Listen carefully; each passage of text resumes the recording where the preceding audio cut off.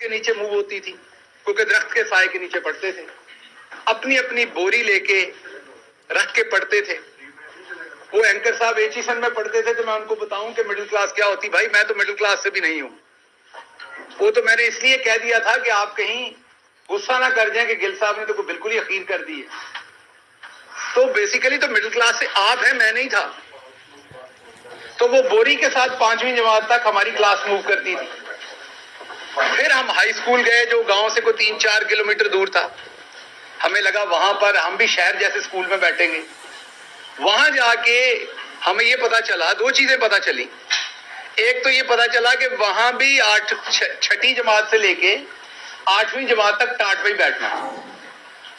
اچھا, لیکن وہاں فرق ایک تھا, 5ویں تک گھر سے اپنی بوری لے کے جاتے تھے, 6ٹھی 7ویں 8ویں وہاں ٹاٹ موجود تھا تو بوری بستے میں نہیں ڈالنی پڑتی تھی.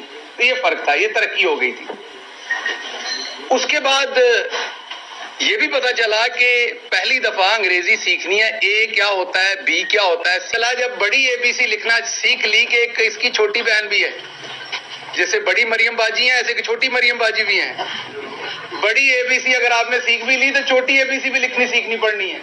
وہ بڑی مصیبت تھی. اس میں پتا چلا 4 لائنیں ہیں, ان کے درمیان میں کوئی لفظ اوپر لکھنا ہے کوئی نیچے. تو ڈنڈے پڑتے تھے سردیوں میں.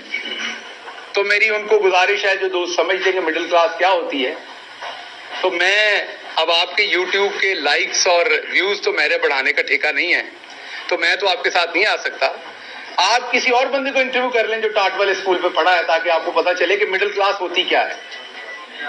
ہماری فیس ہوتی تھی 1 روپیہ 25 پیسے اسکول کی, اور گھر سے ملتے تھے 25 پیسے لنچ کے لیے.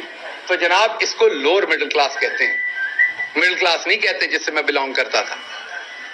ہاں ٹھیک ہے, ہم اپنے گاؤں میں آسودہ تھے, ہم سے بھی بہت غریب لوگ تھے گاؤں کے اندر, لیکن اگر آپ سے کمپیئر کریں تو نہ ہم نے تقریباً میرا خیال پہلی دفعہ 11ویں جماعت میں پتا چلا کہ یہ پیزا بھی کوئی چیز ہوتی ہے, برگر بھی کوئی چیز ہوتی ہے. ہمارے ہاں سیب تب آتا تھا جب کوئی بندہ بیمار ہوتا تھا. ہمارے ہاں کنو کھایا جاتا تھا کیونکہ گھر کا ہوتا تھا, تربوز کھایا جاتا تھا کیونکہ گھر کا ہوتا تھا. یہی 2-3 فروٹ ہمیں پتا تھے. تو اس میں سے نکل کے شہباز گل پڑھتے پڑھاتے پی ایچ ڈی کی شہباز گل نے لیڈرشپ میں, کیونکہ شہباز گل کے بڑے خواب تھے. 30 اسٹوڈنٹ تھے میرے ساتھ. کتنے جی؟ میرے پرائمری اسکول میں 5ویں جماعت میں جب ہم پاس آؤٹ ہوئے تو کیا, اور دوسرا شہباز گل. باقی ان 30 میں سے کسی نے میٹرک پاس نہیں کی. تو شہباز گل نے بڑے خواب دیکھے. شہباز گل سوچتا ہوتا تھا, فلمیں دیکھتا تھا ہالی ووڈ کی کہ امریکہ کی بھی یونیورسٹیاں ہیں.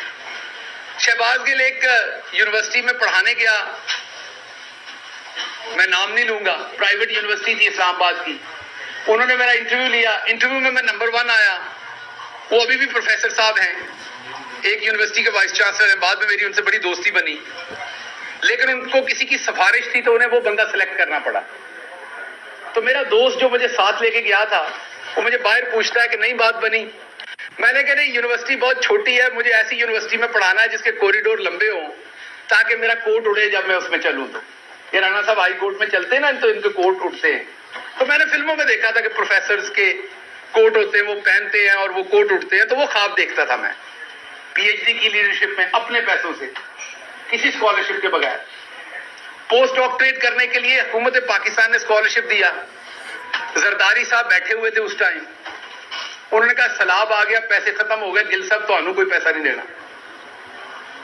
سو اپنی چیزیں بیچ کے, اپنی پراپرٹی بیچ کے میں پوسٹ ڈاکٹریٹ کرنے کے لیے امریکہ چلا گیا.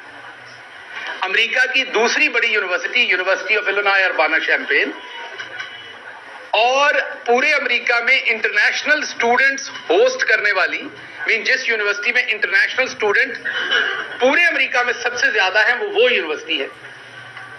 جس یونیورسٹی میں نے پڑھنے کا خواب نہیں دیکھا